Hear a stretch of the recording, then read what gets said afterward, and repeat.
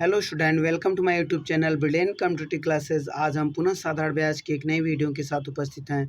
यह वीडियो प्रतियोगी परीक्षा की तैयारी करने वाले विद्यार्थियों के लिए अत्यंत उपयोगी है। यदि आप प्रतियोगी परीक्षा की तैयारी करते हैं तो यह वीडियो आपके लिए उपयोगी होने वाली है। हमारी वीडियो में चैप्टर से संबंधित हर प्रकार के प्रश्नों को आसानी से हल किया जाता है। तो अब सीधे प्रश्न पर आते हैं। प्रश्न हल करने से पहले बता दें, साधारण ब्याज जो होता है पी का आर इंटू टी परसेंट और साधारण मिश्र धन पी का 100 plus R into T percent होता है। यहाँ पर पी जो है मूलधन, आर जो है वार्षिक दर तथा टी जो है समय है। अब प्रश्न देखते हैं, एक धन का 4% वार्षिक ब्याज की दर से 3 वर्ष के ब्याज उसके 5 वर्ष के ब्याज से 400 कम है। तो हम पहले 5 वर्ष का ब्याज निकाल दे रहे हैं। आर जो है 4% है और टाइम जो है 5 वर्ष है। यह ब्याज निकल गया। अब जो है दिया गया है 3 वर्ष का ब्याज, तो 3 वर्ष का हम ब्याज निकाल दे रहे हैं और वह जो है 400 कम है 3 वर्ष का ब्याज। तो हम जो है 3 वर्ष का ब्याज निकाल रहे हैं। दर जो है 4% है और समय जो है 3 है। ये 3 वर्ष का ब्याज निकल गया और यह ब्याज जो है 400 कम है किससे? इससे 5 वर्ष के ब्याज से। तो इस प्रकार जो है यह 400 होगा। अंतर दिया गया दोनों ब्याज का। अब हम इसे सॉल्व करेंगे। 5 चौक को 20, 4 3 12, तो 20 में से 12 घटाएंगे तो 8 आएगा।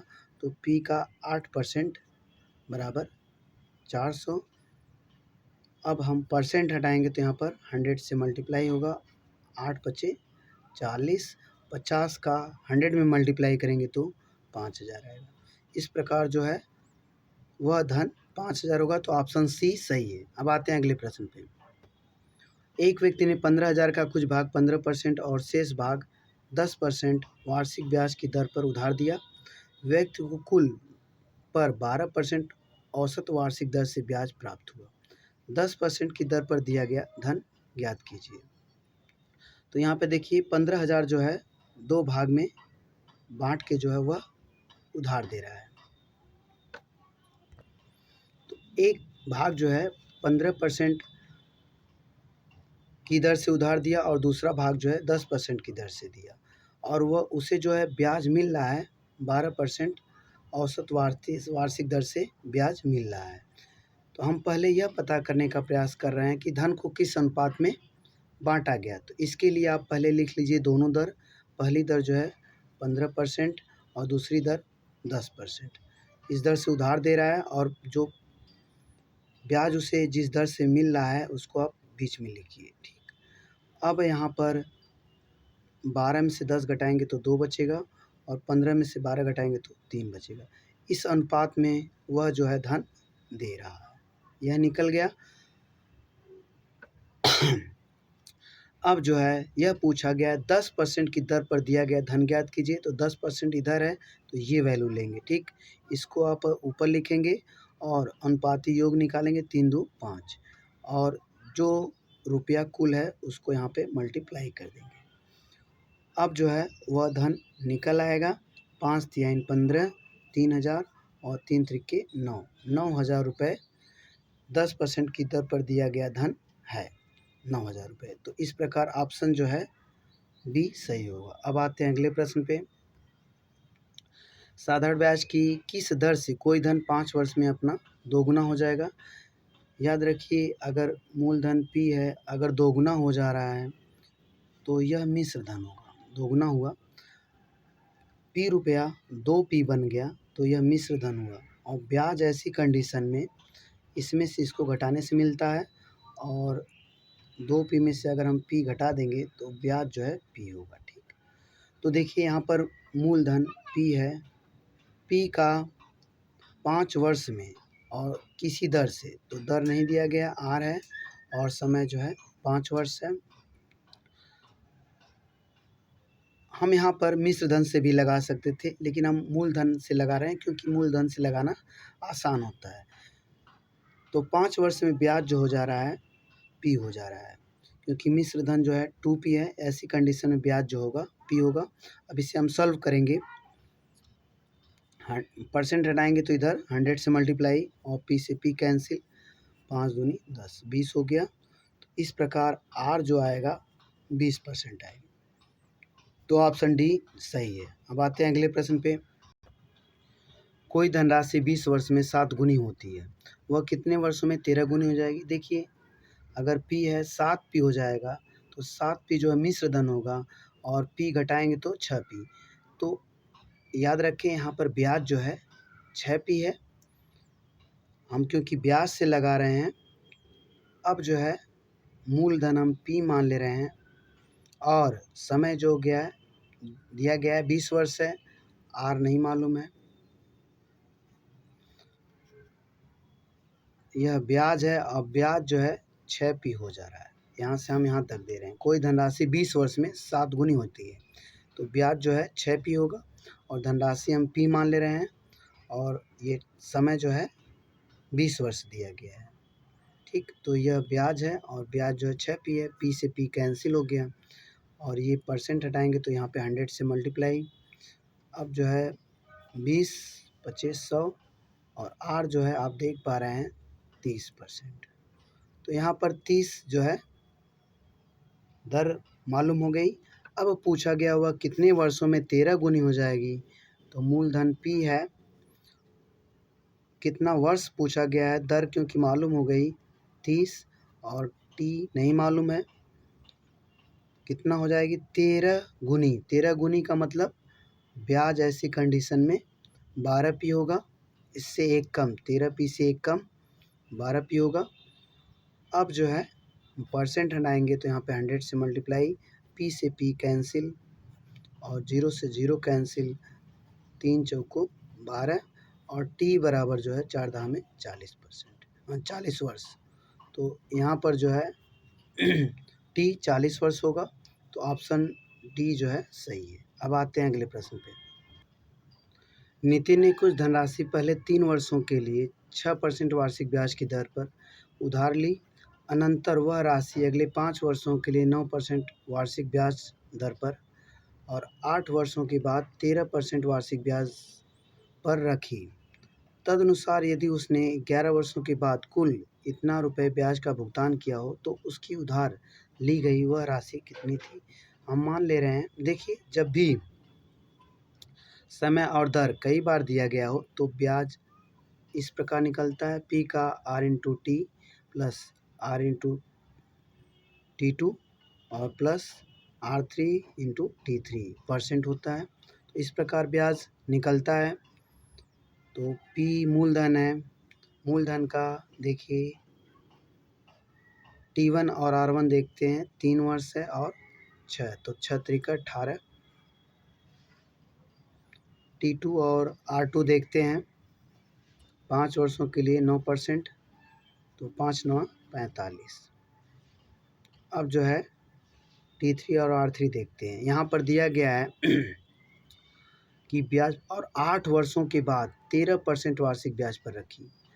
तो मतलब 8 वर्ष के बाद, देखिए कुल ब्याज 11 वर्षों के बाद उससे भुगतान करना पड़ रहा है, तो 8 वर्षों के बाद वह 13% वार्षिक ब्याज पर रखी। तो 8 के बाद 11 देख लें कब आएगा, तो 3 साल का अंतर है। तो अब यहाँ पर समय जो है 3 लेंगे, बहुत से बच्चे 8 वर्ष ले लेते हैं, ऐसे में गलती हो जाती है। तो 13 तियाँ 39, यह ब्याज हो गया और ब्याज जो है दिया गया है 8160 की। अब जो है P का 9 5 14 8 22 और 5 4 3 7 1 8 2 10, 102% बराबर 8160 है।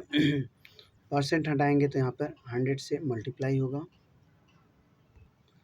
102 8 816, तो 8 का मल्टीप्लाई 80 का मल्टीप्लाई करेंगे 100 में तो 8000 आएगा। इस प्रकार मूलधन जो है 8000 हुआ, तो ऑप्शन जो है ए सही है। अब आते हैं अगले प्रश्न पे।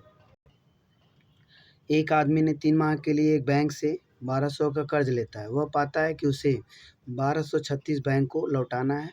बैंक ब्याज दर है, बैंक की ब्याज दर कितनी है? तो देखिए अगर कोई 1200 का कर्ज 1236 हो जाता है, तो ब्याज आप आसानी से जान सकते हैं, मिश्र धन से मूलधन घटाएंगे 36 होगा, ठीक ना। तो यहाँ पर आप माइंड में रख लीजिए कि ब्याज जो है 36 है। तो मूलधन जो है 1200 और टाइम जो है 3 माह और दर हमें नहीं मालूम है, तो दर आर ले रहे हैं। 3 माह को यदि आप वर्ष में बनाएंगे तो जानते हैं 3 माह को वर्ष में कैसे बनता है। 12 से भाग दे दें, 1/4 वर्ष होगा। यहाँ पर हम बना दे रहे हैं, देख सकते हैं 12 से भाग देने पे। तो समय आप यहाँ पे लिख लीजिए 1/4 और ये परसेंट, यह ब्याज है, ठीक। और ब्याज क्योंकि 36 रुपये है तो 36 के बराबर होगा। परसेंट हटाएंगे तो यहाँ पर ये वाला 0 हम कैंसिल कर सकते हैं। अब 4 तिहाई 12, 3 और 3 से इधर जाएगा तो भाग हो जाएगा, 3 एकम 3, 3 दूनी 6। तो 12% आर जो आएगा तो आर जो है 12%। तो इस प्रकार ऑप्शन सी जो है सही होगा। अब आते हैं अगले प्रश्न पर। किसी धनराशि पर साधारण ब्याज मूलधन का 1/9 है और वर्षों की संख्या दर प्रतिशत प्रति वर्ष के बराबर है। दर प्रतिशत प्रति वर्ष है तो पूछा गया है। तो मूलधन हम पी ले रहे हैं और समय और दर बराबर है तो आर दर हो गया, समय भी हम आर ही ले रहे हैं क्योंकि दोनों बराबर है। यह ब्याज हो गया और ब्याज जो है पी का 1/9 है तो पी का 1/9 p/9 हो जाएगा। इसे हम सॉल्व कर रहे हैं, पी से पी कैंसिल हो जाएगा, ये परसेंट हटाएंगे तो यहाँ पे 100 से मल्टीप्लाई, ठीक। आर स्क्वायर बराबर, ये परसेंट हट चुका है, 100/9।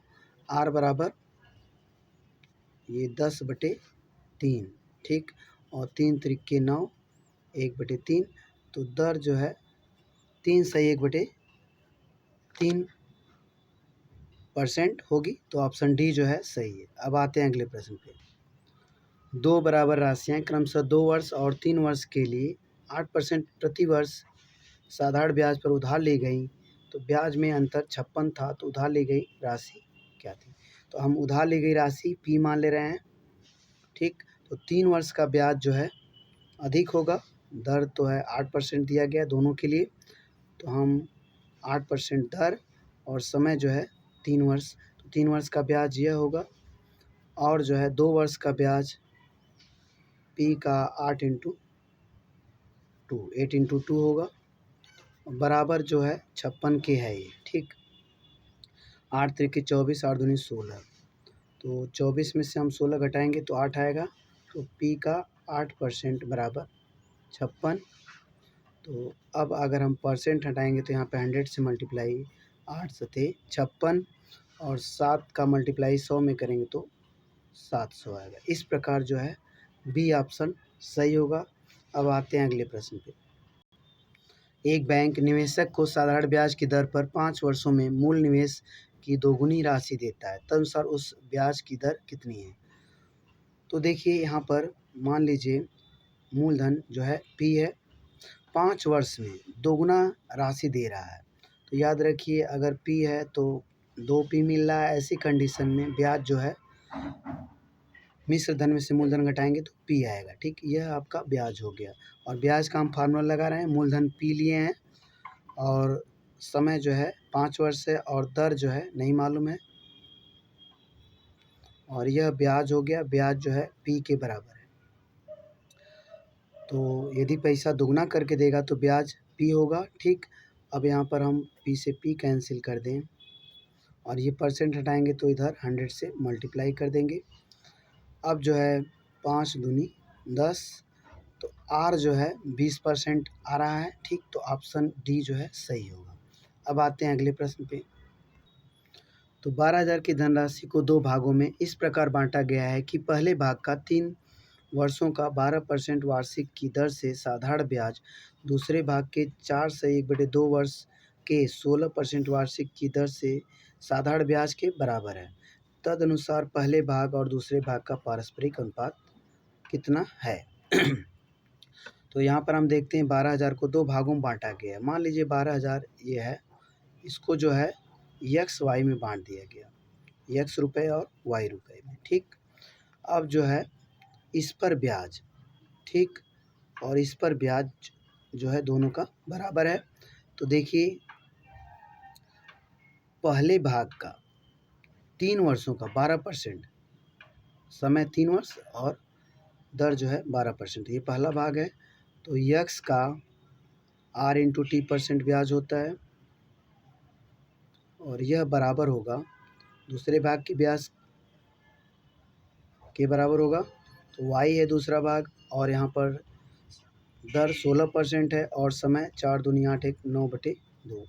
तो यहाँ पर जो है 16 और 9/2, ये दोनों ब्याज बराबर है। ठीक, परसेंट से परसेंट हटा दीजिए। ठीक, और यहाँ पे 4 तिहाई 12 और 4 चौको 16। देखिए यहाँ पे 3 त्रिके 9 है और यहाँ पे ऊपर भी 9 है, तो 9 से 9 कैंसिल हो जाएगा, और ये 4 2 है, तो 2 दूनी 4, 2 1 कम 2। ठीक, y इधर लाइए, x/y बराबर आप देख पा रहे हैं 2/1 बचा है, तो 2 और 1 का अनुपात होगा दोनों राशियों में। तो इस प्रकार आपका सही ऑप्शन ए होगा 2 और 1 का। अब आते हैं अगले प्रश्न पे। तो यहीं पर ही समाप्त हो गया प्रश्न। तो यदि वीडियो पसंद आए तो लाइक, शेयर और सब्सक्राइब करें। Thank you for watching my videos.